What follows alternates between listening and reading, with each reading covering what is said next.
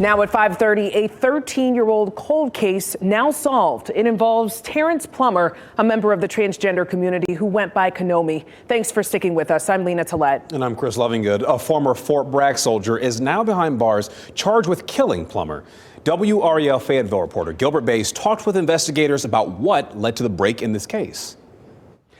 Well, this case has been on the mind of the investigator ever since 2010. We're told a member of Fayetteville's transgender community was brutally stabbed to death in this house by a Fort Bragg soldier. Terrance Plummer was 22 years old when police say the brutal murder took place inside this apartment on Rue Street in Fayetteville. Back then, the building was abandoned and without power or water. Police say it was a haven for drugs, prostitution, and crime. Investigators say on May 31st, Plummer was stabbed to death by this man. He's 41-year-old Joshua Richardson, who was a Fort Bragg soldier at the time.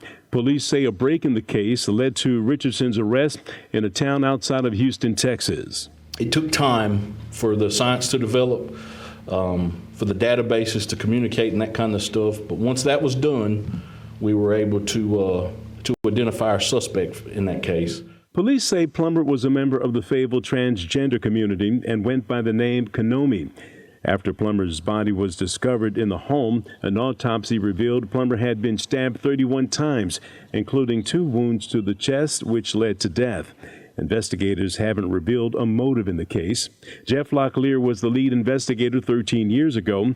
He says this cold case has stuck with him over the years. He's glad he can bring some closure to family members who have been troubled by the brutality of the crime. It was kind of a surreal moment for me to call them and make that phone call and make that announcement that we had identified the person that had taken their loved one. District Attorney Billy West says although Richardson was a soldier at the time of the crime, the case will be tried in civilian court. The former Fort Bragg soldier is charged with first-degree murder. He made his first court appearance last week and is being held without bond in the Cumberland County Detention Center. In Fayetteville, Gilbert Bays, WREL News.